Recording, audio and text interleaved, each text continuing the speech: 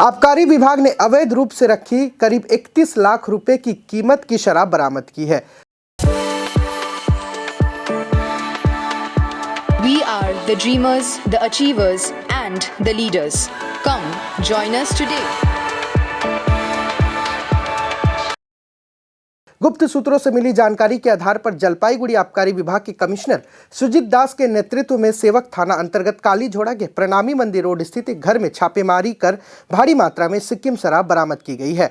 हालांकि इस घटना में किसी की गिरफ्तारी नहीं हो पाई है। जलपाईगुड़ी के आबकारी विभाग के कमिश्नर सुजीत दास ने कहा है कि भारी मात्रा में अवैध रूप से रखी शराब बरामद की गई है।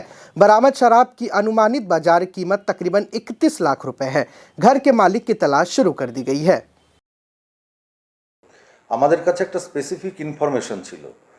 সেই ইনফরমেশনের ভিত্তিতে গতকাল দুপুরবেলায় জলপাইগুড়ি এক্সাইজ ডিভিশনের একটা টিম আমার নেতৃত্বে এবং অন্য অফিসারের সহযোগিতায় আমরা কালীঝোড়াতে যাই। কালীঝোড়ায় একটা গোডাউন, সেই গোডাউনটার তালা ভেঙে গোডাউনের ভেতর থেকে আমরা 303 কার্টন সিকিমের নন ডিউটি পেড বিয়ার এবং বিভিন্ন প্রকারের মদ বাজেয়াপ্ত করি। আমাদের কাছে যেহেতু স্পেসিফিক ইনফরমেশন ছিল, তাই আমরা গোডাউনটাকে শনাক্ত করতে সক্ষম হয়েছিলাম এবং সেখান থেকে যে পরিমাণ মদ পাওয়া গেছিল সেটা হচ্ছে 192 কার্টন হিট বিয়ার সিকিমের, 8 কার্টন কিংফিশার স্ট্রং বিয়ার এবং 103 কার্টন হচ্ছে আপনার বিভিন্ন প্রকারের হুইস্কি, ব্র্যান্ডি, রাম, ওয়াইন ইত্যাদি। যে পরিমাণ মদ ওখান থেকে সিজ করা হয়েছে তার বাজার মূল্য হচ্ছে 30,90,000 টাকা।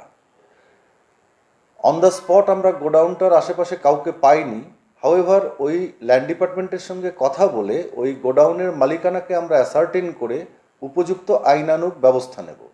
প্রসঙ্গত বলে রাখা ভালো যে গত 2 বছরে সিকিম থেকে এইভাবে চোরা পথে যে মদগুলোকে নিয়ে আসা হয় তাদের বিরুদ্ধে আমাদের লাগাতার অভিযান চলেছে এবং পশ্চিমবঙ্গ সরকারের রাজস্ব এবং মানুষের হেলথ হ্যাজার্ডের কথা ভেবে আমাদের এই অভিযান যাতে আরও ভালো করে চালাতে পারি সেজন্য বিভিন্ন আমাদের সার্কেল অফিসগুলিকে অ্যাক্টিভেট করা হয়েছে।